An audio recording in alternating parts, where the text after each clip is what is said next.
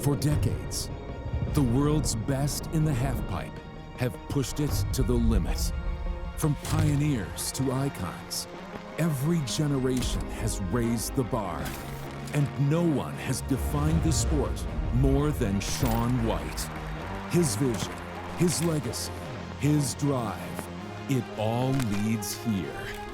Welcome to the Snow League, where superstars will rise. 4 global events to crown 1 world champion.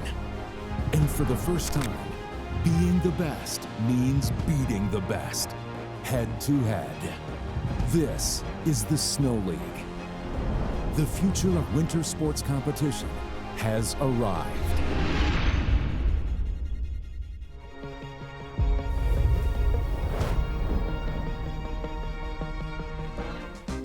Beautiful look at Aspen, Colorado. Yesterday, big snow came in. Today, the clouds have parted. We got partly sunny skies, or you can call it partly cloudy. I tend to focus on the positive. 33 degrees is the temperature, and there you see the facts. Humidity 42% for you weather geeks out there, and the wind just 5 miles an hour. And that is huge, because what we don't want is big gusts of wind coming across that pipe. So we'll kick things off in the men's competition. 5 men in heat number 1 qualifying. And you go down this list, T-Bird, we're talking about the groups of death. This is a pretty good group from top to bottom with Blackwell, Lee, Wool, Josie, and Hirano. Yeah, absolutely. I mean, right now I'm looking at Ruka Hirano. He's got to be the favorite. But then you're looking at the 2 Americans, Chase Josie and Chase Blackwell. That right there, if you're looking at it, would be my top 3. And then you got the newcomer, Jason Wool. So I'm excited to see what they are going to throw down here in this pipe as men's qualifying heat 1 gets underway. So you see a bit of clouds coming in during the women's competition. It was much more blue sky. I guess the biggest concern you'd have right now would probably be what? A little bit of flat light and the pipe maybe deteriorated on one side? Yeah, absolutely. A little bit of change of contrast is really the big thing. It affects depth perception, can affect your speed. It looks like, you know, of course they maintain the pipe. They kind of ran some slippers through it, and it's going to be running good right now. It's just kind of a light thing is what I would say. 26-year-old Chase Blackwell at Longmont, Colorado, set to drop in, has 1 career World Cup podium, a 3rd place finish at Mammoth Mountain in February of 2023. Started snowboarding at the age of 3 with the help of his father. That is quality parity. And here he is coming in, switch, landing deep on that wall. I don't know if that was a light issue, but that was a very, very blind trick that he threw on his first hit right there. Switch backside. How tough is Chase Blackwell? He's going to use this. He's got the whole pipe. Might as well use it for a training run. Talking to some of the riders out there and the athletes telling me the pipe is very verty. Explain what that means. Basically, think vert as vertical, right? As the pipe curves upward, the last few feet literally go straight 90 degrees to the sky. So Chase Blackwell will have to use that as a training run. He will look to run at number 2. Young man out of Colorado. He knows this pipe very well. Let's go back and look at it again. Comes in with a lot of speed on that left-hand side. Yeah, so here he is spinning switch backside, going for that double dip. He holds the grab. Looks like he opened up a little bit too soon and could not get it around on the switch back 10. And this is why they wear helmets now when you hit the super pipe. Watch this as he comes down to the face. Yeah, and you really want to land high on that wall. If you land flat, that hurts just a little bit more. From the first time Chase Blackwell's ever gotten 11.2, that becomes a throwaway. He will have 1 more opportunity to punch his ticket into the quarterfinals. Li Jiyu now set to drop in, just 16 years of age. Best World Cup finish for him, the 2024-25 season. He was 12th in halfpipe at Secret Garden. Why do we bring up Secret Garden? Because that will be the next stop of Snow League. Absolutely. The youngest competitor here in men's qualifying heat 1, 16 years old. Dropping into his first wall. He looks to be holding a fair amount of speed. Front side double quad 16. That is a ridiculous trick to throw on your first hit. And then the back-to-back double core 1080s, front side and cab. And there's the double crippler, and he knows it. South Korea's Lee just laid down an absolute smoke show. Remember, you go back 2 years ago when he was 14 years of age, he was a South Korean national champion in halfpipe. So being 16, this is no big deal to him. He's on the biggest stage. I'm sure he grew up watching Shaun do his thing.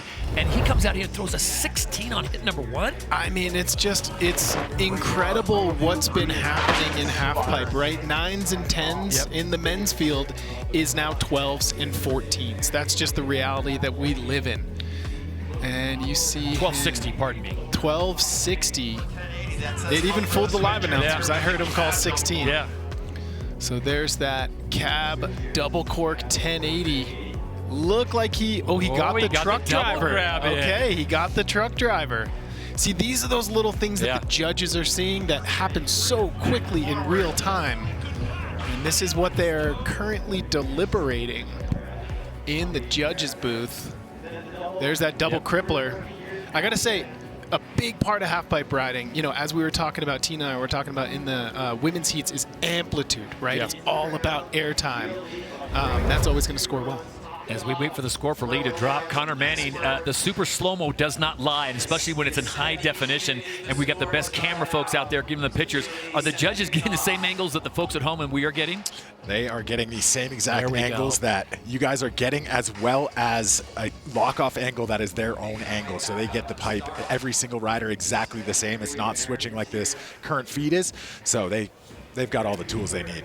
Oh, they got all the tools in the toy box. Here we go. So Lee drops a 70 on that. So the judges obviously saying there's some room for improvement there. This is Jason Wool. Comes to us by way of Winter Park, Colorado. Just 25 years of age. Finished 7th in the half-pipe event in 2025. The X Games right here on this very same pipe. Had a chance to talk to him yesterday at the top of the pipe. He is confident. This kid has got so much upside. Yeah, the only goofy-footed rider here in Heat 1 for the men. Let's see what Jason's got. It looked like he wanted to go double there, but kind of let up. Did not quite have the air time he thought he needed. And that really just speaks to the air awareness of these riders, just knowing right as they pop off the lip that they don't have it, open it up, keep it safe, land on the feet. Nice little training run for Jason Wool out of Winter Park. And you know, I think you bring up a great point. That first hit didn't have it, had to back out of it, and I think that just kind of threw him out of sync for the second hit. Yeah, absolutely. And, you know, we'll see a replay and kind of try to figure out what went wrong there. Yeah, as you can see on the replay there, missing the grab. Yeah, he looking for it. Grab. Yeah. And so much of snowboarding is muscle memory. If one thing doesn't go right, it can literally ruin the entire trick. Does missing the grab throw you out of sync? Is it like a gyro and now it's like the gyro's not working? Absolutely. It's things happen in consecutive steps in these athletes' mind, and if step 2 goes wrong, you're not really getting to step 3. So Jason Wool says we'll look to the next one, and he will indeed. 2 runs for all these athletes. You only keep your best score, and then the top athlete in each heat moves on to the quarterfinals. Everyone else off to the LCQ. The next 2 or 3 off to the LCQ, I should say, is Chase Josie. Now waits his turn. Young man out of Sun Valley, Idaho, just 29. His love for snowboarding began as a father-son pastime on the slopes in Sun Valley, Idaho. That's a great start. He was just 5 years of age when he started shredding. And keep an eye out. He's a regular footer, but keep an eye out for switch backside spins. Chase Josie, one of the most technical riders in the men's field. There's the front side double cork 1080. He's gonna go cab 900. Look at the height meter, 13 feet. There's that switch backside 900. And the cab double cork 1080. So 2 10s, 2 9s. Yeah, Chase Josie is feeling it right now. And then the hand direct. You got to max out this pipe. If you have the space, every single point matters here at Snow League. Try to garner as many as you can. So would you rather have a run with 5 hits, maybe a little more technical, or a run with 6 hits and back off the technicality? Are they equal? Here's the thing. I'd rather have 5 hits with technicality and amplitude combined than 6 hits. I think that's going to score well today. And there you can see in the bottom right, frontside double cork 1080 stalefish, that little green number with the arrow, that's amplitude. The clear or the white dot in the middle, that's your execution. So if you see that, it means it was done. That's it. It's better than red. Exactly. Red is not good. Green is even better. Well, the mark to beat right now is a 70 put up by South Korea's Lee Jeo. I think this could be better than 70. I mean, I'm no Connor Manning, but I just feel like this had enough sizzle in it that it should put him in that zone. Yeah, and really, what the judges were doing with Lee Gio's score is setting the bar, right? If they throw out an 85, that doesn't leave you a huge margin to go up from there. Execution as well, something big for the judges. And the score comes at a 62-2 for Chase Josie, so that slots him into second place for the time being. Oh, this kid though, Ruka Hirano. And just to be clear, everyone, he is not related to Ayumu. Ayumu does have a brother who rides and rides very well, but this is not his brother. This is Ruka Hirano, comes to us by way of Osaka. 3 consecutive crystal globes, and this young man, when he is on, when this athlete is on, I think he puts a little bit of fear into Ayumu Hirano because he is just, he goes to work. Yeah, 100%. And you can tell right now, every other athlete is like, he's coming in switch right now. So he's going to be spinning switch backside double cork 10. Double cork 10. Back around and forward here, the backside 900. And a frontside double cork 1080. Into the cab double cork 1080. That amplitude is going up. And then the alley-oop backside rodeo. One of my favorite tricks to watch in the half pipe.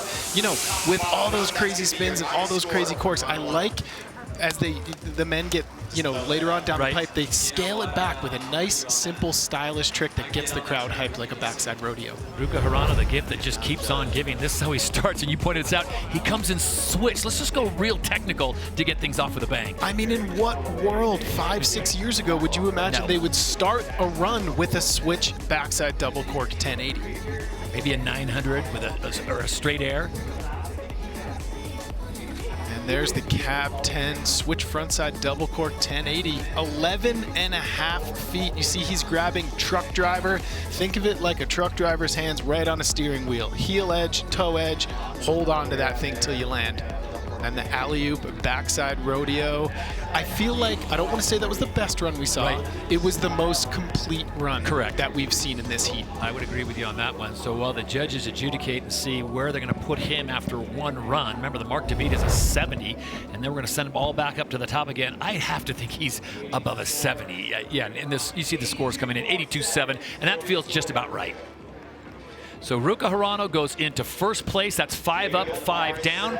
They'll go back up to the top and start all over again. This is just heat number 1 of the men's qualifying at Snow League. Ruka Hirano drops an 82.75. And correct me if I'm wrong, T-Bird, that was a pretty pedestrian run for him. It was, yeah. That was his maybe second or third gear. He's got 2 or 3 higher to go that, you know, if he does qualify to tomorrow, to the quarterfinals, I think we're going to see him step those up. So if you're an athlete in heat number 1, excuse me, you look at this now and you say, okay, here's where I'm sitting. If you're a Chase Josie, Jason Wool, Chase Blackwell, what is your thought process? Are you thinking I've got to knock off an 82.75, or are you thinking, you know, Ruka's going to probably go 88?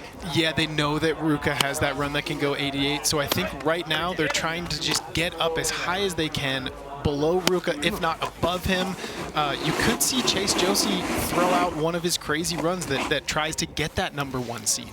Well, one of the 2 Chases is ready to drop in right now. It's Chase Blackwell out of Longmont, Colorado. Remember, number 1 goes in automatically to the quarterfinals. 2 and 3, they've got to go through the LCQ to fight their way into those quarterfinals.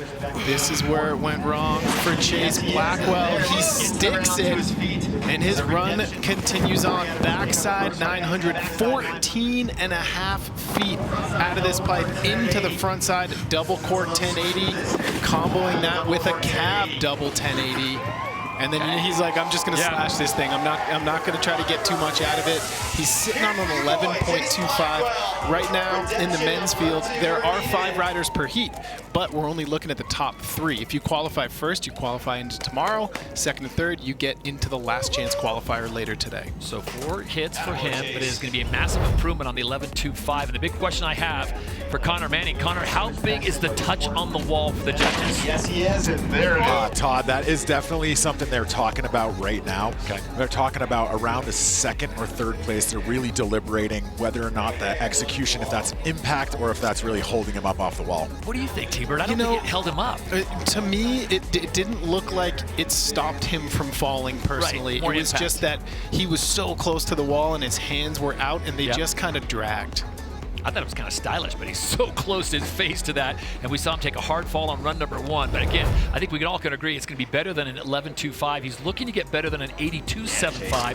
That would put him into first place, but look at the airtime summary. Yeah, it's all in the green. 14 feet, 12 feet, 13, and then ending it with a switch backside, or switch double cork 1080 in the 14-foot range. Worth reminding everyone at home, these walls are 24 feet, so you go ahead and tack on that 14, 12, 13 on top of that. You're basically dropping out of a 3-story building. 100%. Yeah, we're talking huge heights. The judges are definitely taking their time right now. You know, Chase Josie is currently sitting in 3rd place in that last chance qualifier spot. So I think if Chase Blackwell comes in at anything above 62.25, he's feeling relatively good. Sure. Better than an 82.7 if he wants to take the top spot from this heat. I guess it's a good or a bad thing. The jury's out. Guilty, not guilty. Otherwise, it's got to be better than a 62.2. Connor, is this really the judges? I mean, are they just really crossing T's, dotting I's? They're crossing T's and dotting I's, and actually what happens here that a lot of people don't see in the booth is that what's going on is they ended up with a tie on the original score, so they want to make sure that they have the right rider in the top spot. Okay. Chase Blackwell vaults himself into a possible last chance qualifying position. He's got to sit and wait now. He sits in 2nd place with a 70.50, so he's just ahead of Lee, and now Lee set to drop in, the 16-year-old from South Korea, looking for a big score. So he's still in a transfer position, T-Bird, but it's very precarious, and he still knows that Jason Wool, Chase Josie, they still have to go. And this is my favorite part about these qualifying heats, is it allows these riders to kind of go blow for blow, punch for punch, right? Legio is going to get his shot right now as he starts things off with a frontside double cork. Not the extra 180 in there with the frontside double cork. 13.5 feet above the lip. Yeah, his amplitude isn't quite as explosive as Chase Blackwell, but he's getting the technicality points right now. There's a frontside double cork 1080 to end his run. And I really am I'm excited to see this replay, right? Because that was a little bit more technical, not quite as big as some of the other runs we've seen. So we're really going to get an idea of where the judges are scoring things and what they're putting on a pedestal. All right, so here comes the first hit. Frontside double cork 14. Jeez, Come first on. hit. How is that a stock trick? About 13.5 feet out of the pipe. I will say, though, after this, he starts to lose a little bit of height, but he does gain it back at certain points. There's his final hit, frontside double cork 1080.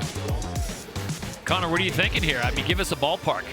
I think this one actually might be a little lower than his last run, although bumping up his technicality, like you guys were talking about, the execution was a little bit lower as well as the amplitude from his first run. Well, he needs better than an 82.75 to go into first place, and to Connor Manning's point, look at that, 70. So now Lee has to sit and wait. He is on the literal bubble right now in that 3rd position. That would be the last transfer position. If Hirano wins this heat, then it would be Blackwell and Lee. But now he's got to sit and watch 2 really good riders drop in, 2 athletes that I know he knows well in Jason Wool and Chase Josie. And Jason Wool, jersey number 84. Things did not go his way on run 1. He's sitting on a score of 14.75. There he is, kind of centering himself, getting ready for the biggest stage he has ever ridden on here in Aspen. 25-year-old, excuse me, at a Winter Park, Colorado. Here we go. 7-inch switch. There's the front side double cork 1080. He hangs on. And there's the hawk and flip. Cab 7 underflip. Into the front side 9. Look at how close that tail grab is, or that tail of his board is to his body. There's the frontside 1080. You don't see, these days, you don't see a lot of flat spun front 10s. I got a lot of respect for that. I love the style. Let's break this down and be honest. I don't think that's better than Ruka Hirano's run. So what he's looking at now is he needs to be better than a 70 to get himself in the conversation. And if he does, I mean, that means Legio will get bumped out. Got one down. You know, this is a pressure cooker right now. So here's that first hit. Front side double cork 1080. That's where things went wrong for him on run number 1. Ooh, got away with it. One thing I will note, look at that right hand behind the knee. I wonder if the judges will dock for that. Sometimes they like to see that thing out on the side of your body rather than tucked up underneath your knee. There's the frontside 900. Great grab there. Locked it in. Yeah, he's really bending that back leg to get that tail as close to his body as he can. What that allows him to do is spin faster and keep it flat.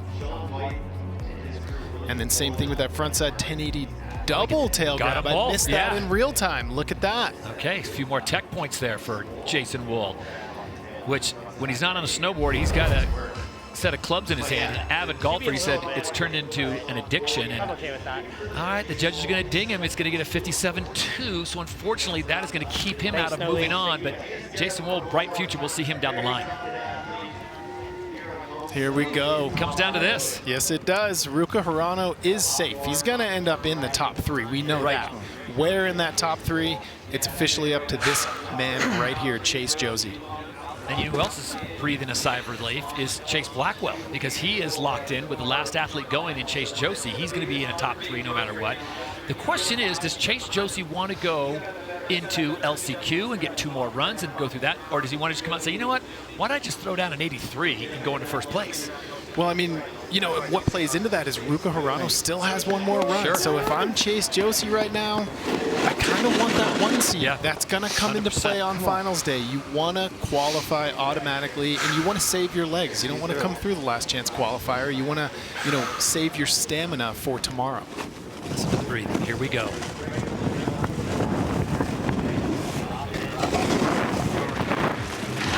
And Chase Josie is off and running front side double cork 1080 Plenty of air time to spot that landing. into that switch front side. switch front side 900 and the back 9. So back-to-back 9s. Doubles up. Yep. Chase Josie is feeling it right now. Front side 12. Oh, a little tail slash there at the end, and that, my friends, is how you do it. That 12 was his extra gear, Yep. right? That just took it from 3rd to 4th, and he's still building. So leads me to believe that Chase Josie just wants to get into that top 3, Yep. come through the last chance qualifier, and he knows he has more gas in the tank. He needs just better than a 70. I say that. He just dropped into a world-class super pipe. He needs better than a 70. I mean, there you see that green plus, Yep. right? Front double 10, stale fish, executed well, 13.5 feet above the lip of the half pipe. So as he makes his way down, we look at this. We bring in Connor Manning once again. Connor, how important is it, or I should say, how much does it add to the flavor? Little salt, little pepper to do that last trick right in front of the judge's grill. It definitely is one of those tricks that really leaves an impression on the judges, but what I'm hearing from the judges here is that when they got their close-up replay of that, he missed the grab on the 1260, Okay. so it may not be as high as Yeah, you Look see at that that. minus sign next to the double cork 12 on his last hit. Well, those darn judges see everything. And by the way, how great are the pictures? I mean, it is. Red Bull double pipe here many years Look at ago. it one more that time. It's the double Jason cork won the, 1260. Riders' Choice Award for. All right, let's see this Look grab at- here. He does miss yeah. it. Yeah, you see him reach. He does not quite get it. So difficulty will probably be high, Yep. but execution maybe not so much. Again, needs a better than a 70 even to move into that position. And he's going to come up just short, 68.2 for Chase Jones. So he goes 4th place and misses out. That is a shocker to Oh, me. he was so. I got to wonder if he got that grab in, Connor, if he got that grab in and locked it, does he get the 70? That's what they were talking about, getting above that 70.5, even possibly into that second spot. I mean, when you're competing at this level, I mean, it's like the Super Bowl, right? Yeah. They say the Super Bowl comes down to 1 or 2 plays. It's millimeters, it's inches, it's the tiny, intricate details that have to be on. Game of inches, game of grabs. Here we go, and it's a game of thrones for Ruka Hirano because he is on top of the throne right now, 82.75. This T-Bird, as they call it, is a glory run. Yes, it is, but there is no glory run to Ruka Hirano. Switch, backside, double cork 10. Backside 9. Into the backside 900. What's he going to throw out now? What? Ruka Hirano practicing for tomorrow. Yeah. He will be qualifying first, but he looked like he was trying to throw that 14. Was he your pick for the overall? Tomorrow, so. I Was got he a your little, pick for the overall? My pick for overall was Ayumu. Okay. Yeah, No, there's but still a Ruka's lot of name was strategy. right at the top. I mean, I want to he's say definitely Diesel one- might have picked him. Yeah, I think Diesel did. Oh boy. Look at All right, here you see it gets the grab. Let's see what went wrong here on the landing. And then getting that last 180 around to bring it to 1440. Oh, yeah. Yeah, just not quite enough airtime. He was close to like a 1360. But an easy sit for Ruka Hirano, a 22-year-old out of Osaka, and he will win heat number 1 with a score of 82.75. And how about Chase Blackwell back against the wall in 4th place, falling on his first hit of his first run, and he comes through qualifying in 2nd with a 70.50, and then Lee Gio with a 70 even. So Chase Blackwell and Lee will be in the last chance qualifier. All right, let's send it down to the crowd. Let's hear from the winner of heat number 1. All right, Ruka Hirano making it look easy on his very first run. 準々決勝決まりました。おめでとうございます。今日のランについて、あとアタックプランについて一言お願いします。そうですね。やっぱ今日はスピードが乗りにくくて、あんま自分が思ってたランはできなかったですね。それでちょっと悔しいところですね。So he actually thought that he didn't have enough speed in his runs and wasn't quite able to do what he wanted to do, but he does make it through to the bracket challenge. So congratulations, おめでとうございます。お疲れ様でした。どうもありがとうございます。頑張ってください。All right, Ruka Hirano will be riding tomorrow. He has automatically advanced. We are going to take a quick commercial break before we get Heat 2 in men's qualifiers going here in Aspen.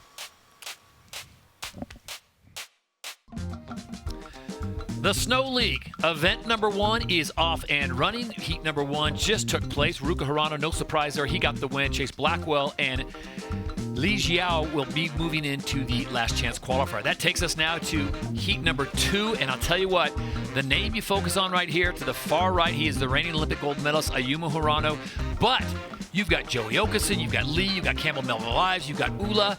There are some great stories here. We'll get to those, but there's such good talent in this heat. 100%. I mean, Ayumu aside, this is an amazing opportunity for the other 4 riders, and that's not to put too much pressure on Ayumu. It's just he is so dominant in this space that he's undeniably got to be the favorite in this heat. International man of mystery is 18-year-old Siddhartha Ula, born in Los Angeles, but he's representing Great Britain after being raised by his mother, British Bangladeshi background.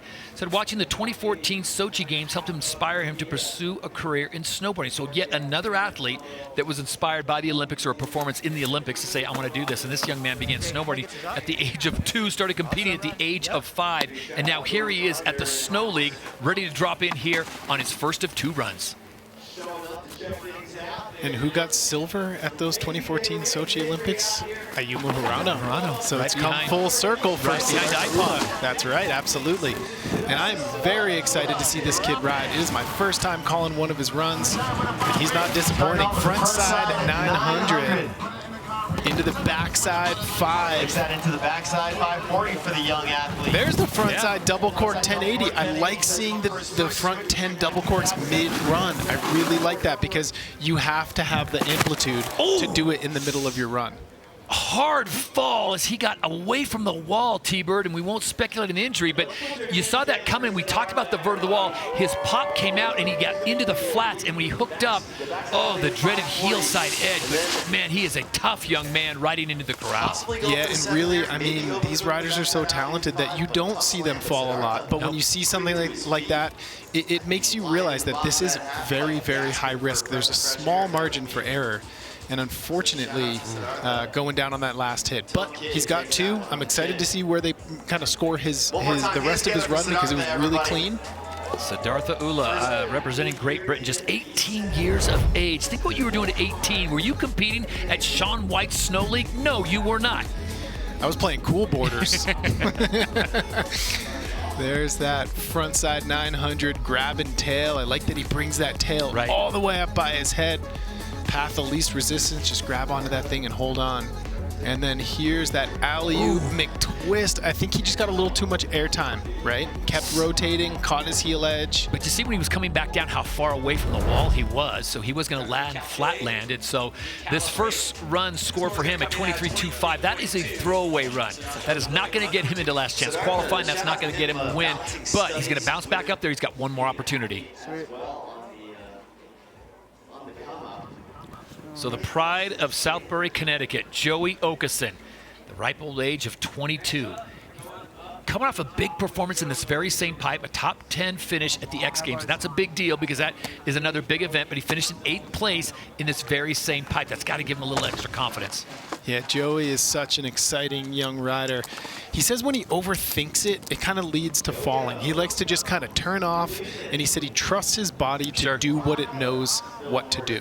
Music, no music. Are you riding with music or no music? I'm a no music guy, but that's because my skill level's much lower, right? I need to focus exactly on what I'm doing.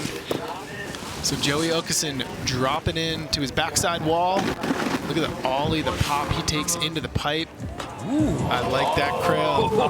Danny Cass just popped a smile, you know that. Air to fakie, 13.5 feet out into the cab, double cork 1080. And there's that front side 1260. Oh, Joey.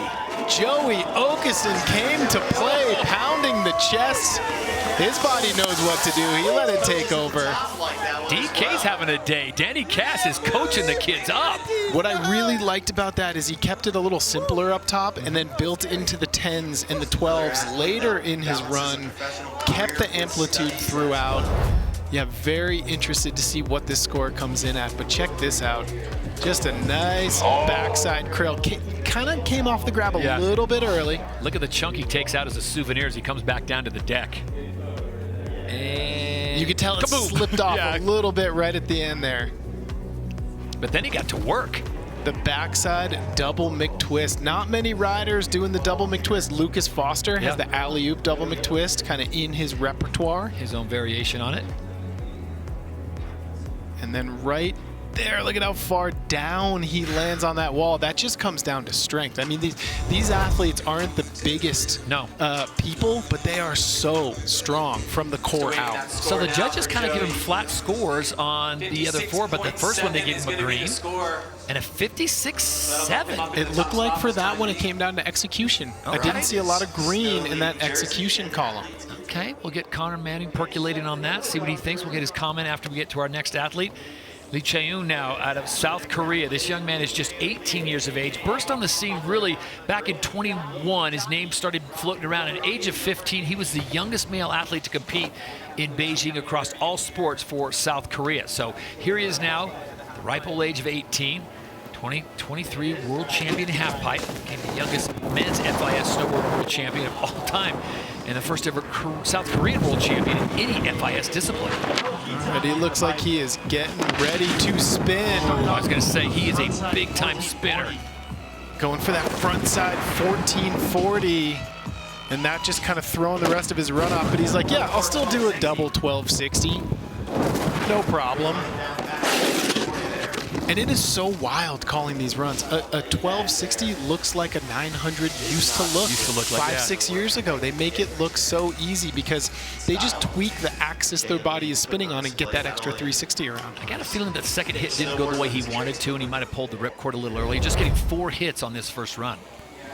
And this is where things went a little sideways for him. Frontside double cork 1440. He just didn't get that last 10 to 20 degrees around and kind of slid it out on his heel edge a little bit. But he got a hold of that grab, I'll tell you what. Yeah, heavy on that heel side. There's the front side 12.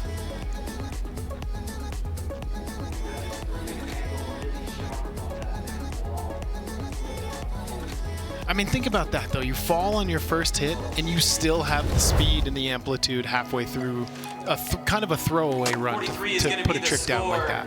Up into second place. And Lee Chao's going to come in with a 43, so that, of course, also is going to score. He's going to probably want to double up or at least add another 20, 30 points to it, give himself an opportunity to move into the next round. That takes us to Campbell Melville Ives, young man out of New Zealand.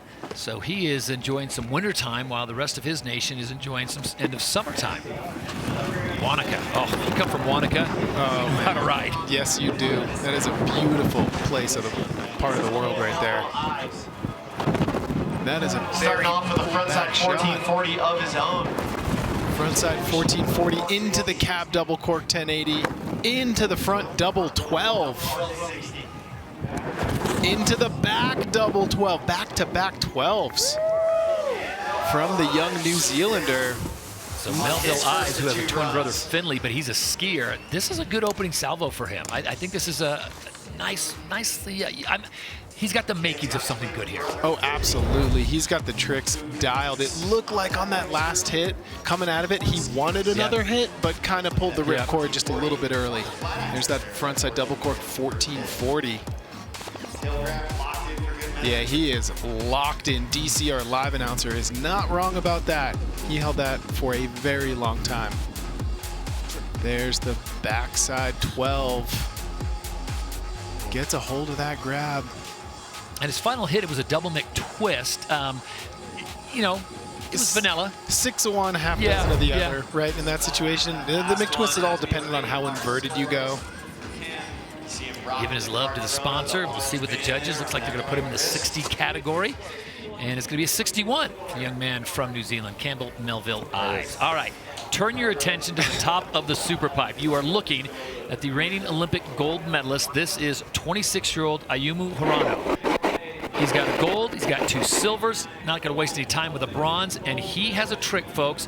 If you're new to snowboarding, it's called a triple cork, and it is something to behold. He was the first snowboarder in competition history to land the triple cork 1440. And I mean, yeah, this kid is just the gold standard of halfpipe riding right now. The preeminent favorite here at Stop 1 of the Snow League. And yeah, I mean, that looked crazy, but to Ayumu, he's just kind of chilling. This is his warm-up run, frontside double cork 1080.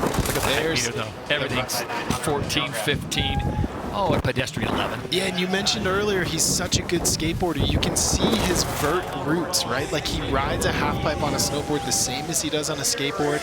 And in skateboarding, you know, holding your speed, landing high on the wall, and boosting your amplitude is key, and that's exactly what he does in a half pipe on snow. I was teasing Shaun White earlier about, hey, why don't you come out of retirement? I think we all will see you and Ayumu face off again in the knockout. He goes like, I better start stretching. I mean, that right there, you're talking about LeBron and Jordan. Yeah, exactly. That's the dream matchup. Oh. So frontside double cork 1080 on his first hit. Just look at how big he goes. Grabbing truck driver, opening up, slowing his rotation down, landing high on the wall. He's not a big young man, so does that help him because he gets so compact, especially when he goes into the triple cork? Yeah, he's just got a low center of gravity, right? So when it comes to those double and triple corks, I feel like he can just get him around a little bit quicker because he's not that tall, you know? He doesn't weigh that much. He just has the, you know, the finite stuff is so perfected in Ayumu's riding. The airtime summary, nothing below 10. This should be a big score. 78.7. So this is a situation, and if we can bring in Connor Manning. Connor, I got to ask you, 78.75. It was a pretty technical run. I know he's got other tricks in his bag, but is this a situation where the judges are judging Ayumu against Ayumu? I think it's where they've set their range, Todd. It's kind of, they set it a little bit lower knowing that they're going to see some stuff or possibly see some stuff, and they didn't want to get locked up where they're going point by point for each rank. Okay. So we've got the athletes back up to the top other than Ayumu Hirano. This is qualifying group number 2. We will give them their second run, and then the top score will go right into the quarterfinals tomorrow. Their day is done today. For everyone else, exceptionally for positions 2 and 3, they are into the LCQ, so they have work still to do. Here we go. Zarfa Ula now. Hard fall on run number 1. Starting things off with a front side 900 tail grab into the backside 5. And he's building his amplitude and upping his difficulty. Frontside double cork 1080 into the switch under flip 7, also known as the Hawken flip. There's that alley-oop McTwist that he wanted. I feel like he kind of put the brakes on a little bit, and you know what? All good. Put a run to your feet. That is paramount. 5 hits for him. The highest was 10.8. Lowest, or average, I should say, is 8 feet even out of the 24-foot walls. So he's hovering right around 32 feet on the low side. Yeah, and right now, if you're looking at Joey Okeson in 3rd place, you know, Siddhartha's looking to get a 56.75 or better to get into that last chance qualifier. Is it going to be enough to beat Ayumu Hirano? Probably not, but to get up into the top 3, sure. He's got to be thinking realistically, the 56.75 or better gets him into that 3rd place, and that gets him into the next round or the last chance qualifier. It's so tough to go first because the game is basically, you know, especially on these second runs, T-Bird, what you have to get, what you need. Yeah, absolutely. And, you know, for me, it's my first time seeing this young man ride, but this league is all about finding the new superstars. This kid has potential. He's gonna make some moves in the half-pipe space. So it's a 48.7, not enough to overtake Okeson's 56.75. So Ula, unfortunately, will not be moving on to the LCQ as we move on to Joey Okeson. Now, Okeson, interesting situation here. He's sitting on a 56.75. That is a transfer position into the LCQ, but I would be a little worried with Lee sitting down there with that 43. You're gonna want to come up. I mean, I think in so far from what I've seen in the men's field, I don't think you're not comfortable with anything lower than a 70. If you're in the 70s, you're feeling okay for that last chance qualifier. So I think Joey Okeson is going to try to up that amplitude, take a little more speed into his tricks. Let's see what he's got right here. Big old trail. Much cleaner. Much cleaner. There's that air to fakie grab in Japan. Into the front, or the cab double cork 1080. There, right there is the front side 12. Into the backside double cork 12. He knows it. Yeah, he is feeling good. His coach, Danny Cass, is hyped. I mean, just the fact that Danny Cass is at the top of his half pipe. Me, as a snowboard fan, I'm just like, that was my guy growing up. DK certainly had his own style when he was riding, didn't he? He was snowboarding's ultimate disruptor. Yes. In a time where half pipe was kind of heading in that very athlete, elite sports division, Danny came in just punk rock and was like, this is how I do it, man. You guys can come along for the ride if you want. And now his young prodigy who he's coaching came out. I think this has got to be a bump up, right? I think so. I mean, the back-to-back 12s, I mean, double McTwist, double cork back 12. He'd do himself a solid if he could move into 2nd place, and for that, all he needs is better than a 61. I do have to say, he's grabbing stale on that, which not a lot of riders are doing. It's a very unique way to grab while spinning backside. So Okeson looking for better than a 56.7. It's going to bump up a little bit, a 59.2. So to Connor Manning's point, the judges, they're not going point by point. They've got themselves a range, and for Okeson right now, he is on the bubble. He's in right now, but a 59.2, that is a precarious place to be, especially with the next athlete, Lee Chae-eun of South Korea, ready to drop in. He didn't have his best run, so this 43 for him, T-Bird, is probably his, well, it is his throwaway because he has to get better than a 59 if he wants any chance of moving on. Yeah, absolutely. He's currently sitting in 5th place. He's in the bottom spot that would not allow him to ride in the last chance qualifier. I think Lee Chae-eun is going to turn it on right now. There it is, front side 1440 into the cab double cork 1080. There's the front side 12, so he's already got a 10, a 12, and a 14 in his run. And the double crippler with amplitude. His grabs looked pretty good. That is the full set. Wow. Yes, it is. And right now, Joey Okeson, his heart just started beating a couple BPMs faster. So Joey Okeson sitting in 3rd place right now. That is a spot that would get him into the last chance qualifier, but his score is a 59.25. Now, for folks at home that are maybe new to snowboarding, do you think this run was better than a 59.25? Joey Okeson is hoping it's not. And right there, first hit, front side 1440. And he's holding on to that grab. Look at the head dip, the commitment that high above the lip of the half pipe. Yeah, it is impressive what these athletes can do. And there's the double crippler on his last hit. You know who's watching this score is Campbell Melville Ives, because if he doesn't go above a 61, he's in. I secretly feel like Ayumu's got his eyes on this score coming in too, where he's like, where's this gonna put Lee Chae-un? And am I gonna have to step it up, or can I take a chill run on my second? So he's sitting on a 43 on run number 1. This has got to be an improvement on that, but where are the judges going to put him? This kid, Jada. This Fierce Rabbit. So to get up into the last chance qualifier, it's got to be better than a 59.2 held by Joey Okeson. Ooh, hello, Dolly. Oh, It's going to be a high score. Yeah, it's Okay. good. 79 even. Lee Chae-un has just gone into first place. And Looking Ayumu Hirano gets bumped down to second. I mean, that's good for the fans. You're going to see more Ayumu bumps Hirano, but Ayumu Hirano out of the that top is spot. Ayumu now Hirano will Ayumu be the Hirano last still has athlete another to run, drop, so He will does have another chance run, to but what it enter back. forced him to do is go up a gear. and that means that Joey Okeson has been knocked out. Ooh, cruel sport. Shaun And- White is to blame. Now you're looking at Campbell Melville Ives. I mean, he is safe for He's the last safe. chance qualifier. He's in, but 61. Is he now eyeing up Lee Oh. Chae-un to be like, you know what, Why man? not? You just overtook Ayumu. I'm going to try to shock the world and overtake you. What do you think? Has he got the abacus out? Is he doing the math? Is he trying to figure this out, or is he just saying, you know what, I'm going to ride my own run? Pretty sure he's going to send it right here. I think he's going to risk it all for the biscuit. There's the front side 1440.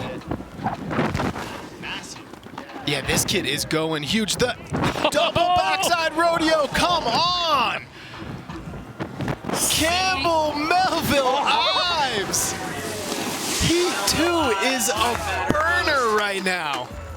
18-year-old Kiwi, how do you do, CMI? Take a look back at that replay. That was a great run. Yeah, That was rock solid. unbelievable. Look at the highest, 14 feet 2 inches. And he knows it, ear to ear grin. He is hyped right now. Here's his first hit. Frontside double cork 1440, held that grab for a really long time. Look at the green plus, Yep. green arrow, 14 feet 2 inches. The judges like that one.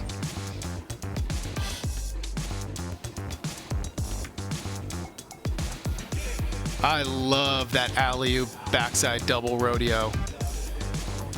It really looked like he boosted the amplitude. I mean, he just, for lack of better terms, he got out of the pipe much more than he did on run number 1. Connor, are you feeling the love that we're giving him here? I am totally feeling the love you're giving him Okay. here, and I heard the judges go wild over that Okay. alley-oop backside double rodeo in the middle of a run. Usually we see that trick at the end because it's so risky, and to back it up with the 1260 at the end is just very high on these judges' lists. There it is. Young enough not to know better. Yeah, absolutely.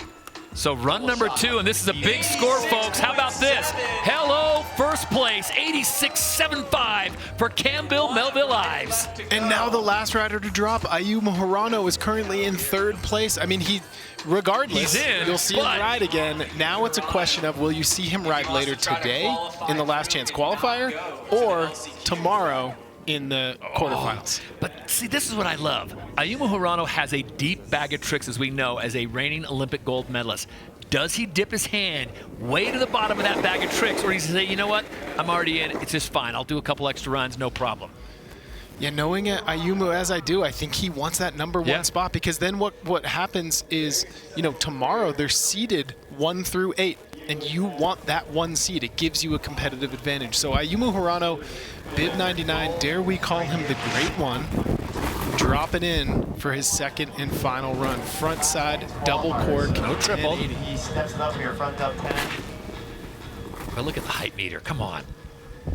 He is going off right now, 15 feet 3 inches above the deck.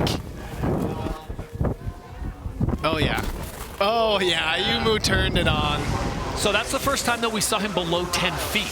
On that penultimate hit, he was at 9.4. I don't know if that's going to factor in that much, because that run, for my money, Connor Manning, that run was a little more technical than his first run. Lives and have a score better than an 86.7. that really is kind of what did it. They thought he was taking it a little bit easy on that first run, and that's why that score was a little bit lower. But adding that 12 in there with the 12 to 12 combo, I'll look for this score to improve. Yeah, I think that's what did it, is the 12 to 12 combo. So that's the front side double cork 1080 into the front side 900. So the question I threw to you, does he go deep into the bag of tricks? He did not go to the very bottom of that bag. The triple did not come out to play. The triple did not come out to play. I mean, that was definitely not his finals run. I feel like Ayumu's hanging on to some stuff to give him a little bit of leverage heading into tomorrow. But just the fact that in the first heat, the qualifying heat, he had to go frontside double cork 12 says a lot about the level of competition here in Aspen. The question is, did the judges like that to the tune of better than an 86.75? That will put him back in the driver's seat and winning heat number 2, and that would mean his day would be done.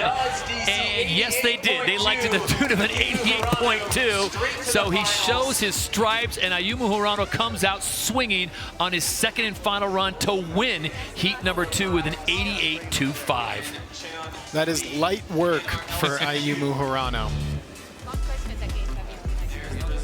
So no big surprise, Ayumu Hirano gets it done, an 88.25. Campbell Melville Ives, though, the big surprise. He finishes in second place, and then it is Lee Chae-yoon finishing in third. Let's go down to the crowd and speak with Ayumu Hirano. Yes. Hey, we've got Ayumu Hirano with us. I'm going to just ask him about the pressure he faced in that second run.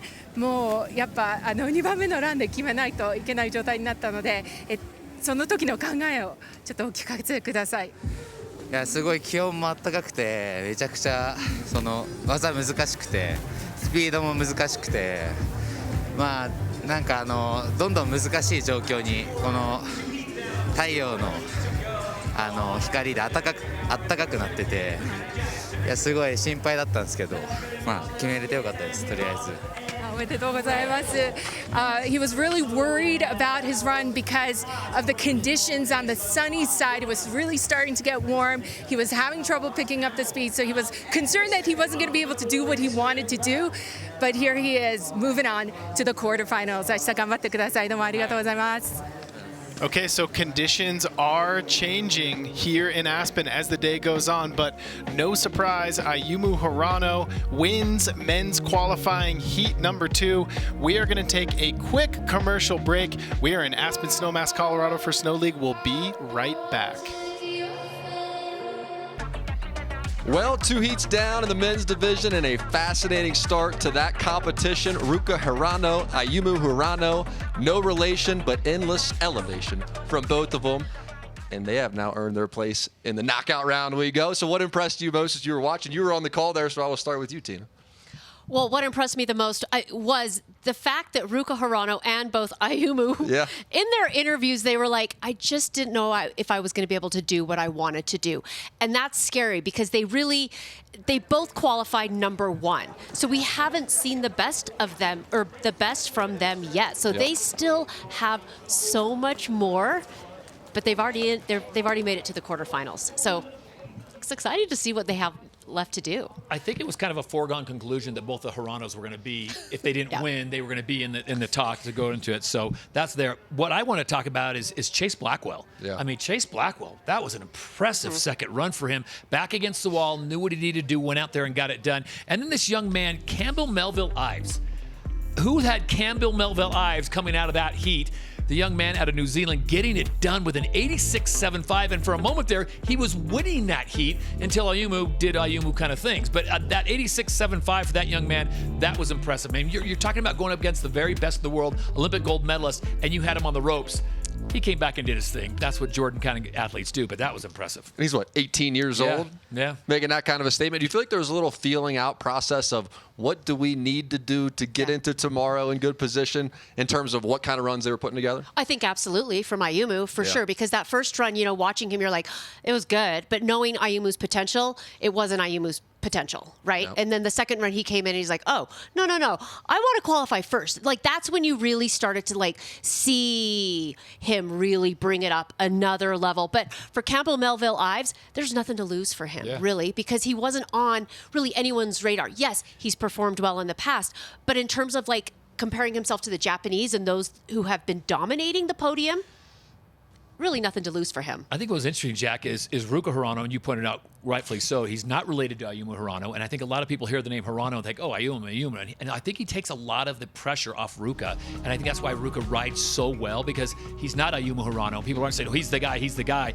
but I mean, you look at this lineup of Team Japan, the land of the rising suns. I mean, these kids are all, you could make a case for every single one of these kids winning, young men winning this event. These athletes, these guys are spot on, and I blame fully Shaun White for all of this, because they watched him come up, and they watched the way he rode, and he went massive, and they said, that's how we want to ride, and that's how they ride now. And Tina, we talk about this. You see certain nations, the way they ride, and there's a style to it, and the Japanese are massive. Well, they're not only massive, it's just where they land on the wall. They land so perfectly on the wall and so smooth that they're able to generate the speed in the flat bottom to keep that amplitude going throughout, and then add those big spins like the triple cork.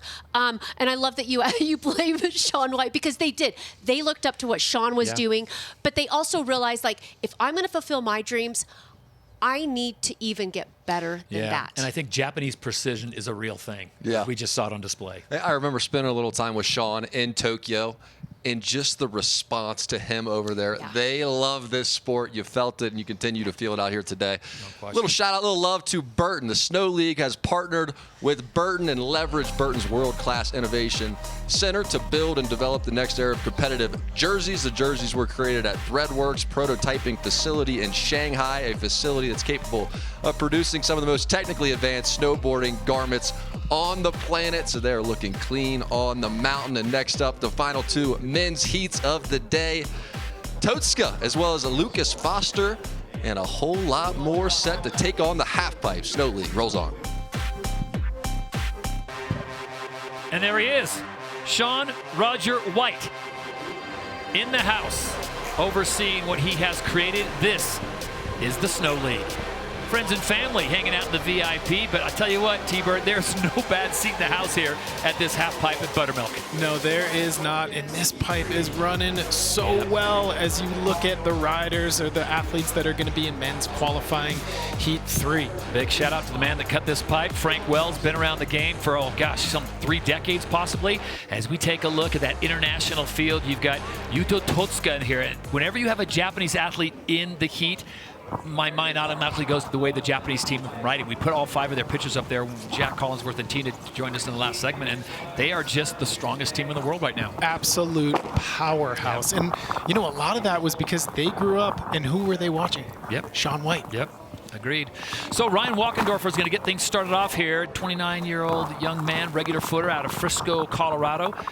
Very popular on the social media, frequently posts videos and his tricks and other things on TikTok. And we talk about the pipe. We talk about Frank Wells. He operates a thing called the Pipe Dragon. Now, this is a little wider than a lot of pipe we see on the normal domestic tours, but man, the walls are cut well. We talked about being very verty. No one's having a problem getting elevation. And normally how it goes is half pipes start a little bit skinnier, right? And then you put that Pipe Dragon on and it cuts it just a little bit wider, day by day, inch by inch. But a lot of the riders were saying that it's kind of the perfect width. It gives them just enough time to land, gain their composure, hold their speed, hit the next wall. Danny Cass up there sending off another rider. Walkendorfer now looking for something big. Has 1 career World Cup podium, finished second half pipe at Mammoth Mountain. You go back to February of 2017 when he was really in his prime, but he's still in the game. It's just, how long can you stay in this game? I mean, Shaun is an anomaly. You don't stay in it for 5 Olympic rotations. It's funny you say it too, because Ryan Walkendorfer this summer went to Harvard Business School, got his certificate in marketing, and he's just a really, really smart kid. So starting things off with a switch, backside 900, into the cab, double cork, 1080. 9 feet 6 inches out of the pipe, double Michael Chuck, named for one of my favorite half-pipe snowboarders of all time, Michael Chuck, the Canadian Ripper. Remember when the Michael Chuck came out and it was just kind of like, what is that? It was almost like the scene in Semi-Pro when they do the alley-oop. What is that? You can't do that. It was so outside the box of traditional half-pipe riding. But that's what's shaped the culture. That's what's so cool about how far we've come. So RW in the pipe here. Look at this. Beautiful grab here. Gets the full grip on. Holds it for the judges. telltale sign on how much you're gripping? You can flex the board. It is, absolutely. You see that board flexing torsionally. Yep. There you see the double Michael Chuck. Oddly enough, riders think they like the Michael Chuck because you can see your landing the entire time. The way your body is, the front part of your body is always facing down. You can see the wall right in your field of vision. And then there's the front side double cork 1080. Grabbing stale fish, it's heel edge with your backhand. I just don't know if I like seeing that landing because I know it's doom coming at me really fast, and I don't want to be part of that. You're really high in the air. So Ryan Walkendorfer waiting for that score. How about this? An 80.25. There you go. That's not a bad opening run. Okay. As he now has set the bar, 80.25. We turn our attention now to Liam Gill of Canada. We've got a lot of great Canadian riders here coming out of Calgary. You've got Eastern Canada. You've got the guys that ride in BC. Just great neighbors to the north. Can I just say that? This kid made his Olympic debut at the 2022 Beijing Games. And he's going to be dropping in switch. I'm seeing a lot of switch backside today. Switch backside 9 from Liam Gill. Into the cab 720. Yeah, Liam Gill, good amplitude. His difficulty, very technical run. I like what I'm seeing from him. Frontside double cork 1080, and he's going to call it for run 1. Liam Gill's a great story. He has indigenous heritage and is a descendant of the Dene in the Northwest Territories. And he's just such a positive force when he gets out there and rides. Yeah, he really linked it all together. There's the switch backside 900. Look at him spotting his landing the entire time. Swinging that last 180 around. And that was a nose grab on that 9. Indeed it was. 9 feet out. There's the frontside double cork 1080. Look at how close that drone is. Man, the camera angles have been on point today. And so we wait to see right now. Ryan Walkendorfer set the bar on his first run with an 80.25. Judges are deliberating. Liam Gill just waiting to see where they're going to put him, and it's going to be a 59. So he sits in second place right now. Wonders where that 59, where he can add on that. He'll find some points. Don't worry about it. Pat Bergener now out of Switzerland. Berge, 30 years young, and this young man, I feel like he has been around for a long time. I feel like he's been around the game for a long time. He's taken a break. I talk about international man of mystery. He's a musician. Currently has over 88,000 monthly listeners on Spotify. Come on. He's just showing off now, Pat B. Yeah, he suffered a pretty bad ACL injury in 2013, and you know, told that was it. He was very vocal about the fact that he said this might be it. Yeah. You know, but he said music helped him kind of reconnect with snowboarding, and he is back and better than ever. So Pat Bergener spinning switch backside into the double Michael Chuck on his backside wall. There's the air to fakie. Into the cab double cork 1080. He's averaging about 10 feet. Yes, he is. Out of the pipe, and a nice slash to end it. He's feeling good.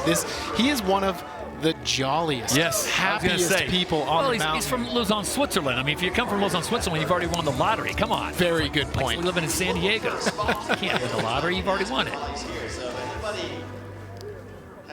Always a smile. I think he's like Ryder's favorite rider, just because he's always Mr. Positive. There's that switch backside double cork 1080.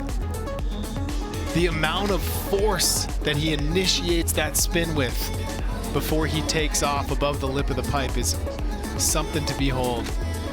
There's the double Michael Chuck.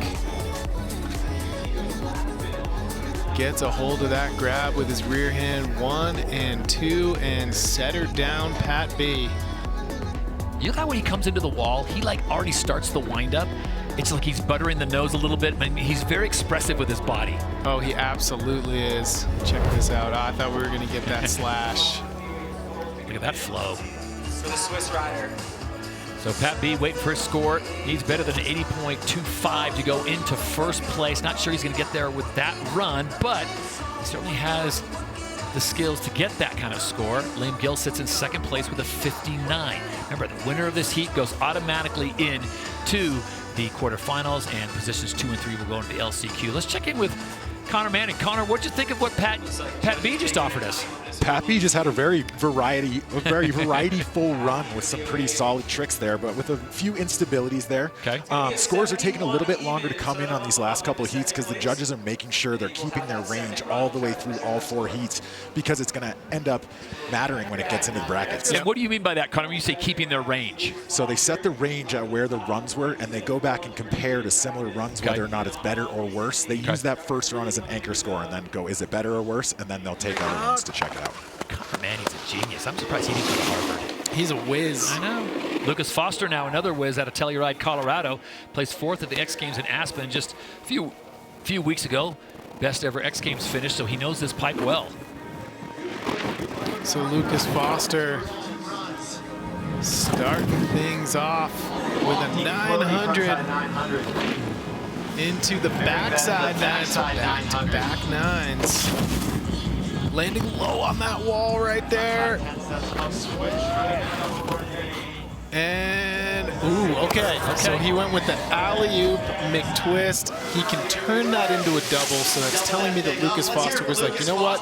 I'm just going to try to get in that range, get up in that Ryan Walkendorfer 80-something range, see where that lands me, and then I got a couple more gears I can switch it into as the day progresses. Not a whole lot to nitpick on this run other than that low landing.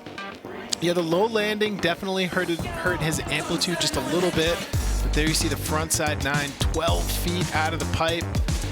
The judges like the execution on that one. He's just falling out of the sky at the end of that trick right there.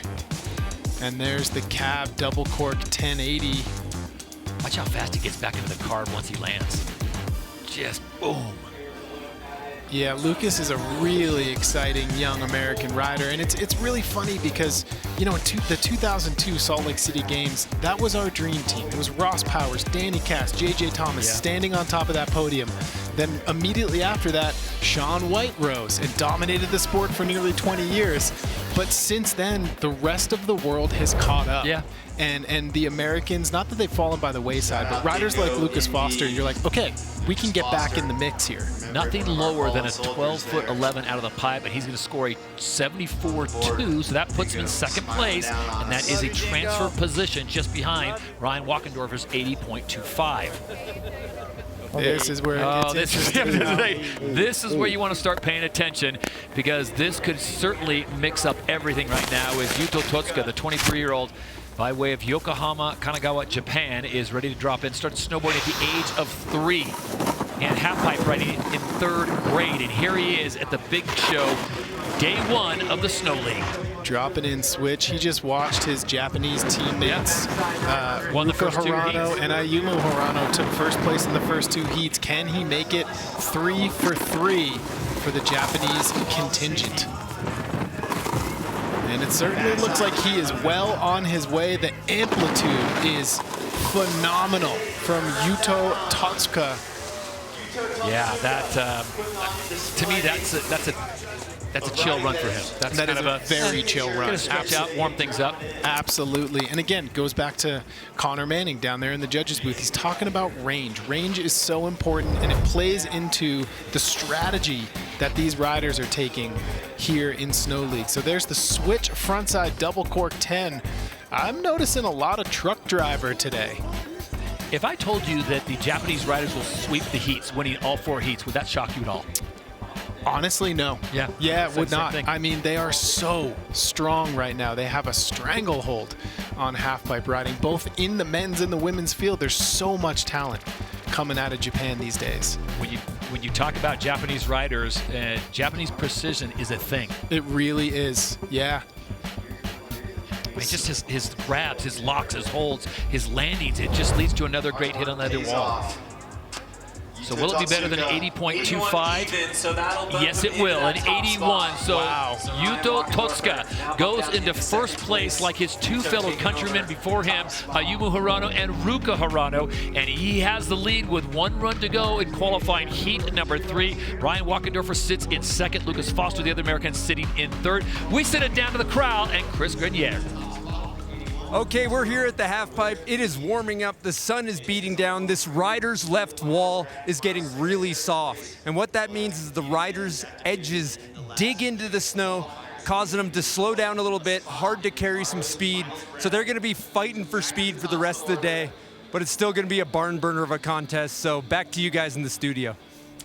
I love Diesel's take, right? I mean, he just tells it how it is. He's a man of the people. Man of the people and a man of descriptive words. So perfect description of the pipe. He talked about that, though, being warm down there. And you talk about those edges digging in. The pipe will deteriorate. After so many runs, it's going to deteriorate after a while. So later in the day, the pipe is not going to be nearly as good a condition as it was on the first when the Woodman dropped. Absolutely. And, you know, we're on men's qualifying heat 3. Right. By the time it gets to the last heat, that thing could be pretty chewed up. Yep. And that's going to have to, as an athlete here, you're going to have to adjust your run based on the pipe's condition. All right, Mr. Harvard ready to drop in here. Walkendorfer trying to reclaim that top spot. He sits in an 80.25, that's second place. Why is that important? That is a transfer position into the last chance qualifier. Right now, as you look at the standings, Pat Bergener and Liam Gill would be knocked out, done for the day.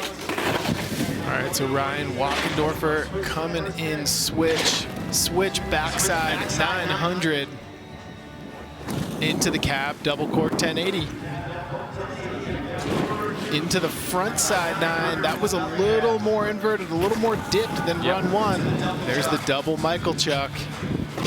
And there's the front side double cork 1080. So not dabbling in the 12 and 14 range, but a very, very technical run filled with amplitude. 5 hits. The highest he went was 11 feet 7 inches. You think it was better than his first? I think it was right on par. Okay. You know, I think the judges are going over those really small, minute details right now. And if it comes in a little bit higher, it's interesting because all he needs is really less than a point. To 1 full point, he'll be back in first place. But he does have to sit and wait and let 4 other guys take a shot at his score. So with 1 other athlete going after, if he did go into first place, that did not top that score, he would be safe, at least a top 3. But now he's got to sit and wait. What is this score going to be here on run number 2? So it's a 77, so that's his throwaway. He sticks with 80.2, and now he sits and waits. It's not the worst problem to have. It's not the worst problem to have, but I don't envy him because you're staring at 4 other athletes that are more than capable of posting a score in the 80s. Gill, Bergener, Foster, Totsuka already in first place. We turn our attention now to Liam Gill, 21-year-old out of Calgary, Canada. First run score, 59 even. All right, so switch backside 900 into the cab, double cork 1080. Looks a little lower in amplitude than run 1. So backside 900 landing super low on that transition. Yeah, I don't think that's going to be enough. I mean, he's sitting on a 59. Will it get him? Right now, Lucas Foster is in third place. That's LCQ, last chance qualifier position. Lucas has a 74.25. Will that do it? And T-Bird, you look at the scores on here. This is a lot of parity here. I mean, you got 81, 80, 74, 71. They're pretty tightly cropped. They certainly are. So to break into that top 3, he needs better than a 74.25. You let go of that grab a little bit early, and look at how low. It's actually quite amazing he rode out of that because he landed almost flat. Makes my old knees hurt. Liam Gill, though, able to ride out of it, and it's not going to be an improvement. So Liam Gill, a 59 is a score he will keep, but unfortunately he will go no further. Pat Bergener now, representing Switzerland. 2-time Olympian, competed in 18 and 22. Best finished 5th in Pyeongchang, 11th in Beijing in the halfpipe. All right, so can Pat do it on his second and final run? Doesn't need much. 3. He's better than a 74.25. That's just a 3-point improvement, 3.25 improvement. He's at a 71 right now. Switchback 10 as your first trick into the double chuck. Air to fakie, into the cab, double cork 1080. And there's the front side, 1260. He knows something that we may not. He's feeling good down there. The double Hessian salute as he comes into the corral with a nice little Euro carve. So here's the situation. Pat B's on the outside looking in with a 71. He needs better than a 74.25 to move ahead, but the man he'd be knocking out, Lucas Foster's coming up next. I mean, my gut is telling me that this was probably a few points better than his first run. I feel like he went a little bit bigger. He's holding on to those grabs. He's landing high on that wall. That one was a little bit heel heavy, but there's the front side at 1260 from Pat Bergner. Let's bring in Connor Manning. Connor, our judges analyst. Connor, how much do the judges buy into this moment right here? The sell. Yeah. I think once they got to that point, they knew it was a landed run, and they've only got a certain amount of time to put that score in. But they are talking about it right now, whether or not that bumps him up a little bit farther into the qualifying positions. But yeah, they're still talking about it, so maybe a second before he gets him scored.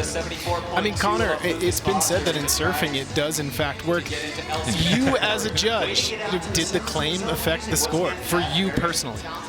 Not really for me personally, because I'm looking at the whole rest of the run. There's almost an imaginary stop line there. I mean, if it's an incredible run and the claim is worthy of the actual run, then well, the claim worked, Connor. 77 for Pat B. So he now sits in third place, bumping Lucas Foster into fourth. And how would you manage this? This is a fine piece of producing right now. We have got Lucas Foster teed up, ready to go, and can he answer back? Well, you know, we saw in run one, he's got that double McTwist down toward the bottom of his run. He held back, didn't throw it. I suspect he's going to have to pull it out. The Pride of Telluride here in Aspen. Here we go. Lucas Foster. Front side 900. Into the backside at 900. And he's going front 10. And then cab double cork 10. Here we go. Alley-oop double McTwist. Lucas Foster, come on. Oh, I'm an absolute idiot. I was just about to say I don't think he has the speed. I do not think he has the juice to get it done. He proves me wrong yet again. Lucas is one of those riders that you're not wrong in thinking that. A lot of people are like, well, he doesn't look like he's going fast enough. He manufactures speed, and he has so much pop coming off the lip. So not quite the same claim as Pat B, but Lucas Foster let the board do the talking. So there's that front side 914 feet out.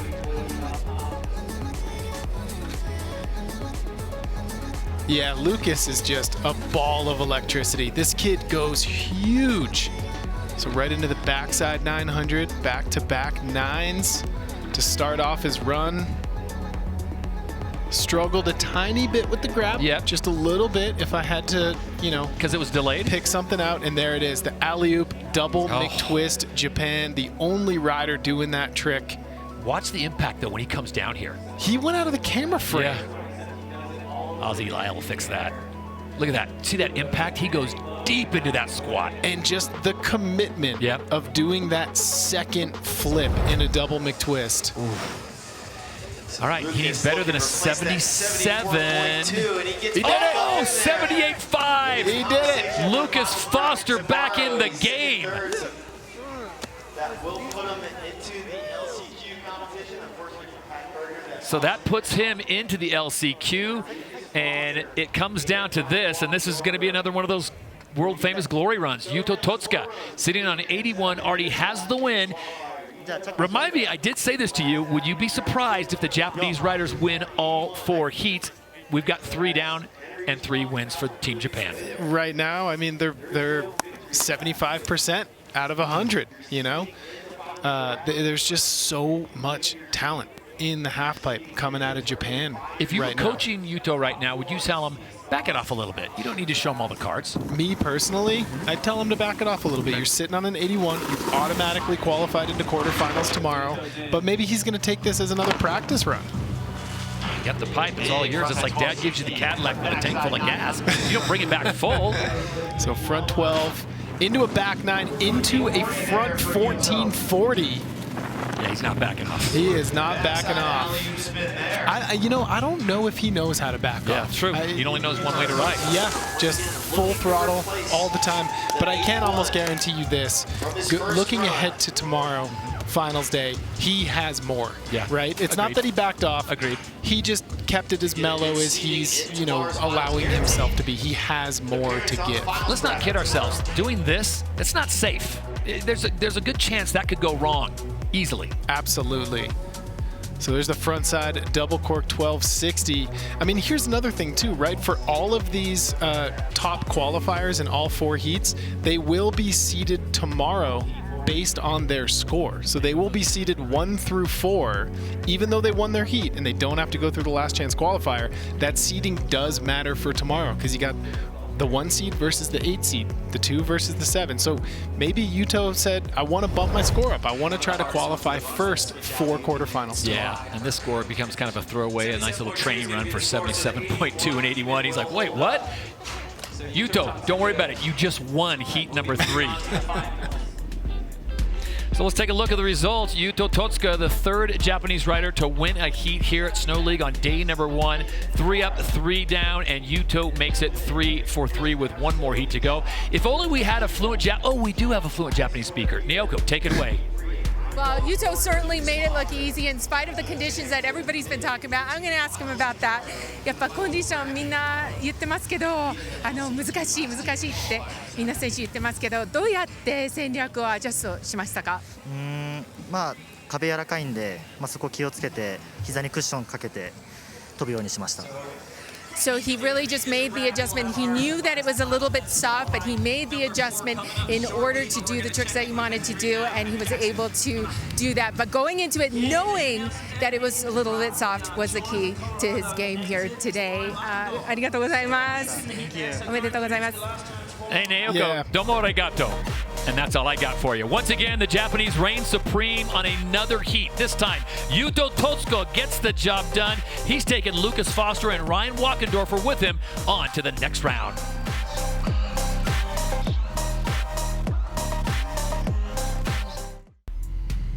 We are down to the final qualifying heat of the day. Remember, we still have the women's and men's LCQ still to go, and this is an interesting one here. This is qualifying heat number 4. Now, there's just 4 athletes in there. Why? Well, Louis Vito, who represents Italy but is from the USA, proud Columbus Buckeye fan, he is unable to go today. We'll be able to talk to him a little later on, and now the Japanese contingent, T-Bird, looks even stronger. Yeah, I mean, the story of the day in the men's field today is the Japan dominance. Yes. They're just absolutely incredible. That last heat was unreal, and I can't wait to see what happens in heat 4 here. This is Noah Avalone now. He comes to us by way of Montauk, New York, born in New York City, currently a senior at Stratton Mountain School in Stratton, Vermont. That's an alma mater of many Olympians, including Lindsey Jacob Ellis, Mac Forehand, the list goes on and on, coached by 2-time Olympic medalists. Of course, from 2002 Salt Lake Games, Ross Powers, who was also a graduate of Stratton Mountain. Ross Powers, man, back in the day, he ruled the pipe. And I honestly, for his reign of dominance, I can't think of a better last name than Powers. That's exactly how he rode. Noah Avalone dropping in right now. He's a goofy-footed rider, starting things off with a double barrel roll into the front side double cork 1080. I like the energy he's bringing. A lot of flips, a lot of spins from Noah Avalone. Backside 900, 9.5 feet out of the pipe, and then a nice alley-oop to round out his run. 17 years old, coming out of Montauk, New York. Montauk's not necessarily a hotbed of snowboarding. It's not like your Breckenridge or your Aspen or your Vail or your Park City, but he gets it done. He gets 6 hits in, highest 12.7, average around 9.10. Nice performance for the 17-year-old. But it just goes to show those East Coast Academy schools are still producing incredible talent. All right, so let's see his run breakdown right here. Double barrel roll. I like that. Don't see that a lot, especially on the first hit. Full commitment. head tucked the entire time. He knows he's going to. And then there's the front side double crippler, but he brings it to switch. Noah Avalone introducing himself to the global game. You talk about Stratton Mountain School, Stratton, Vermont. That resort has a big couple pages in the history of snowboarding. That used to host the big event. The U.S. Open was there for years and years back in the day.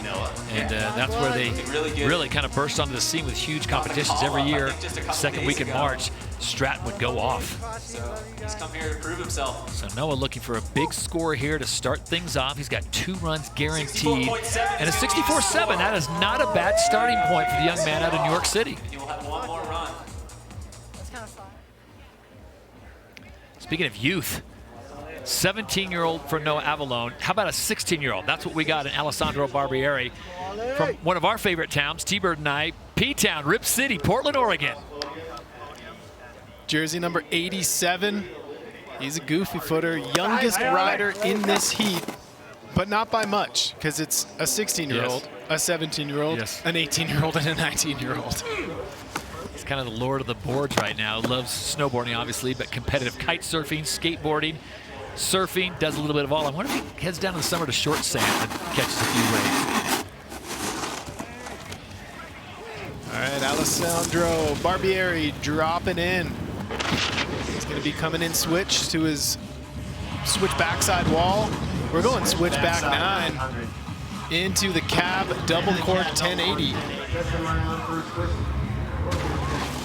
There's the front side double cork 12 into the backside 900. And the front side double cork 1080. You can hear it. He knows it. He's feeling good. That was a vocal claim right there, Connor Manning, and that was impressive. The helmet. Young man, you're going to need that for your second run.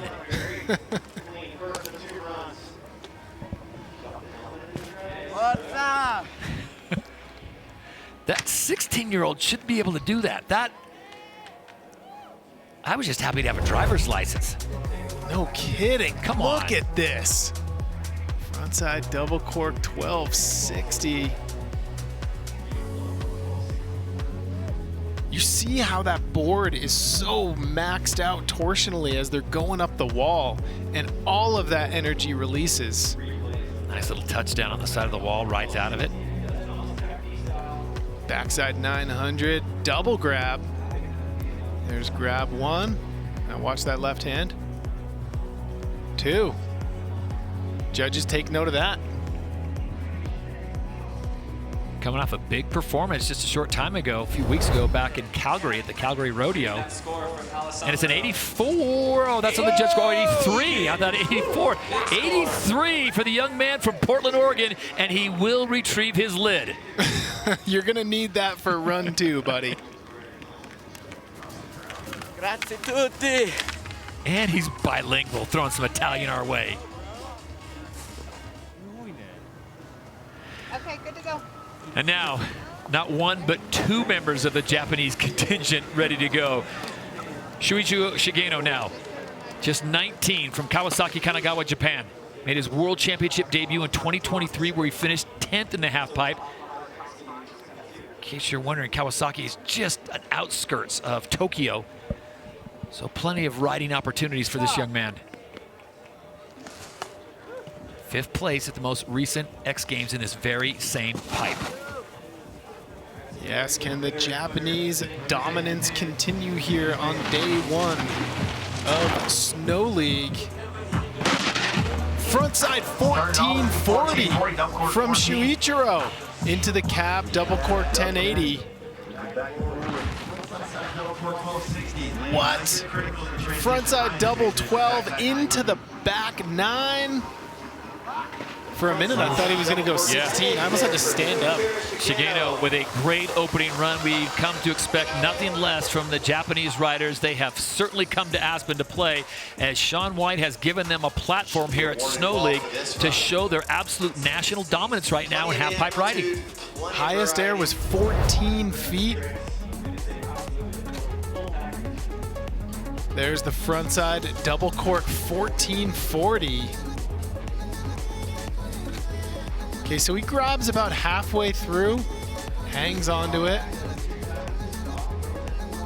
And just the height needed to do that trick. And then down toward the bottom of his run, front side double cork 1080. There's another truck driver grab. That is the grab du jour, isn't it? You know, I think it's sometimes the judges, if you put your hand behind your knee, they will dock you for it. So I think a lot of the half-pipe athletes have said, why not just kind of reach a little further, grab both edges. Make an effort. Shigeno, 76, puts him into second place right now.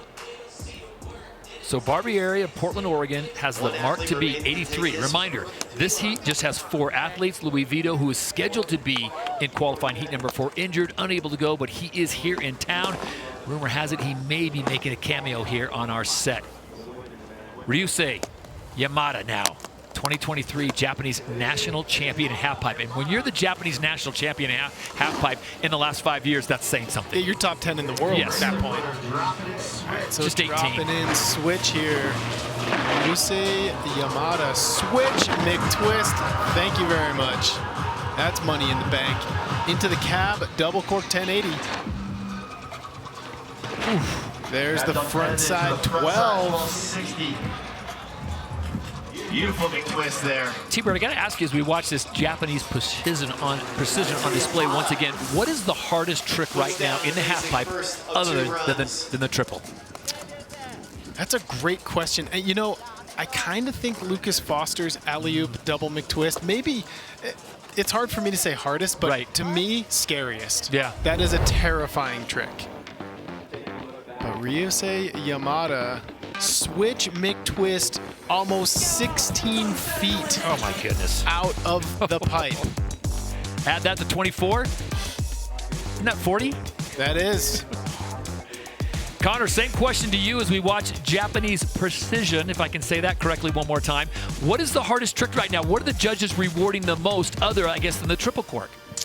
I think the switch backside spins up and above that 1080 mark where it's a blind landing coming around are one of the toughest. And I think we honestly saw one of them earlier on with Campbell Melville Ives and the alley-oop double rodeo. Yes. Just so hard to put down, usually slide out on the heel side edge, and he nailed that one.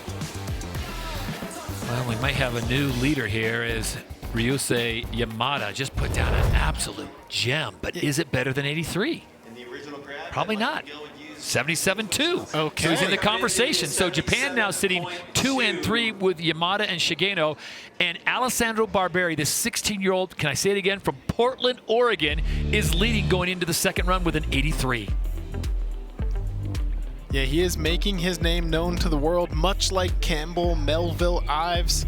And then you see Ryusei Yamada currently in the last chance qualifier, followed by his fellow countryman, Shuichiro Shigeno.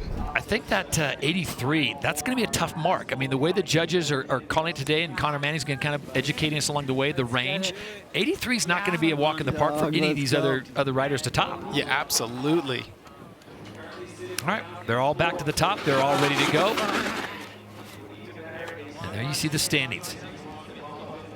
Number 1 score goes automatically into the quarterfinals. That means they're done for the day. Their work is done. Positions 2 and 3, they go to that last chance qualifier as Noah Avalone now out of Montauk, New York, dropping in for second and final run. And what a story if Alessandro Barbieri automatically qualified for tomorrow in his first snow league. If I had to ask you which American will be able to take down the Japanese, you would not have said the 16-year-old from Portland. Absolutely. Yeah, Barbieri. New superstars will rise. Look at this. Oh.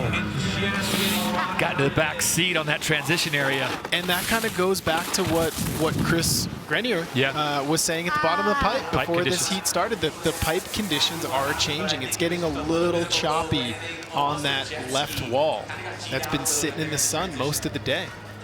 Noah, just an all-terrain vehicle, also competes in snowboard cross and bank slalom. Ooh, right there. Yeah, there's the double crippler. It looks like he wants to take it to fakie. I think last run I did call that it went to fakie, but he brings it back to regular at the very last second. But he just kind of G'd out in the flat bottom just a little bit. He landed a tad too low. And I hate to say it, but that's going to be it for Noah Avalone. Not the last time you'll see him, though. No, 34-2. He'll hold on to the 64-7. And then there were three, down to the final three competitors in the qualifying here in Aspen, Colorado. This is a four-man heat. Why? Our good friend Louis Vito, unable to go. He was scheduled to be in this one, and that would have really spiced things up just a little bit. But as it stands right now, we've got a 16-year-old from Portland, Oregon, Alessandro Barbieri, holding down the top score right now with an 83. If he can improve upon that, T-Bird, that will be something. But if he doesn't, he's still in the conversation. He's moving on to the next round. But with Ryusuke Yamada and Shuichiro Shigeno to drop, I know he wants to get up above that 85, 86 mark just to give himself a little bit more padding. And you talk about the higher you finish, if you don't claim the win, it's seeding. You get a better seed. Exactly. All right, so Alessandro Barbieri, 16 years old, goofy-footed rider, getting ready to drop in for run 2 in men's qualifying heat 4. He's got to be a Blazers fan, right? I would hope so. I would hope so. We'll find out for sure. Rip City, here we go. Barbieri making the final adjustment, sitting on an 83. Now, when he finishes his run here, he will sit and wait to see if he wins this heat or if one of the two Japanese riders who follow him knock him off. All right, so he's coming in switch here. He's going switch backside. That's what Connor Mann was talking about. The switch backside blind spins, if landed, you will be rewarded for. Unfortunately, Alessandro did not land that one. I respect the fact that he went for it, though. Me too. Could have backed it off and said, you know what, little cruiser, and I'll sit on my 83. He was looking for more points, fishing for more. Look at this. Oh, yeah, just a front double cork. Oh, cash dub, and then he took a little bit of that's a Todd Harris move right there. The full snow scorpion got him. Well, the damage was already done, so the score will not matter. The 83 is what he will hold on to, and this one will become a throwaway for him. Bright future, though. So here he is on his switch backside. Not enough airtime. You see him initiate with the shoulders, lead with the head. Not quite enough. He's still stoked, though. Look at that. Throw away that 8.7. Now sit and know that you're moving on to the last chance qualifier at the very worst. Best case scenario, no one tops the 83, and he joins Team Japan back in the hotel having some après because he's already into the quarterfinals. This is a situation, though. He's got to sit and wait to see what Shuichiro Shigeno does here, and then his fellow countryman, Ryusuke Yamada, will have the final say. Both of them looking for a score better than 83, but all three athletes are moving on, whether it's LCQ or whether it's automatically to the quarterfinals. Shuichiro Shigeno starting things off with a front side 1440 into the cab, double cork 1080. There's the front side 1260 into the double cork back 12. Not enough airtime on that one. Only 8 feet 4 inches. You want to be up in that 10-12 mark to get that trick around. So Shigeno does not answer the bell. Just 4 hits and a fall, which means he will hold on to his 76. So he is into the LCQ, but he will not win qualifying heat number 4. And we're starting to see a theme, Todd, right? As the amplitude goes up, the hit number gets a little bit lower run by run. I think you're going to see a lot of that tomorrow on day 2. Sure. March Madness kicks off tomorrow, the quarterfinals. It is all about knockout, and you have to come in on either side for your 2 runs. So the 31's his throwaway. He holds on to the 76. It keeps him in 3rd place, but he's into the LCQ. So it comes down to this, our final competitor in qualifying. It is none other than 18-year-old Ryusuke Yamada. He's going to have the final say here. He's either going to finish in 2nd place and have to go to the LCQ, or if he gets better than 83, he wins qualifying group number 4, and it is a complete full house Japanese sweep. Yeah, and he's got about 6 points to make up here. He is dropping in switch. There is that switch, McTwist. Man, that is good looking right there. Into the cap, double cork 10. There's the front side 1260. And there's the One more. Big old McTwist. And he goes front side 1440.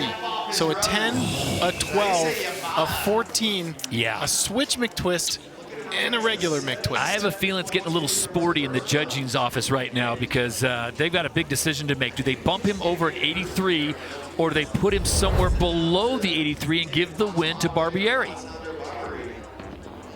I think we're going to see a lot of green on this. Yeah, that switch McTwist 14 feet out. That is a lot of hang time on your first hit.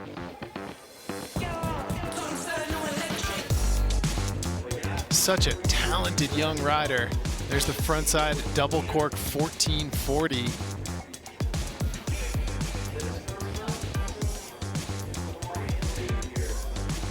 Is that 6 points higher than his first run score of 77.25? 77.2 is what he's sitting on. It's a 78.7, so he does not take the win. And the Japanese freight train has been stopped after 3 wins in 3 heats. It is 16-year-old from Portland, Oregon, Alessandro Barbieri, that gets the win. Wow, what a performance right there. Yamada and Shigeno, they are off to the LCQ as they finish 2nd and 3rd. We set it down to the crowd. Chris Grenier, it's all yours. We're here with Alessandro, only 16 years old, our Heat 4 winner. Everybody's struggling for speed. You were going huge. How did you do it? A lot of technique, a lot of practice, and I didn't want to like throw too hard in the beginning, you know, for strategy purposes. And I knew the first run was, if I did it clean, it could have had the chance.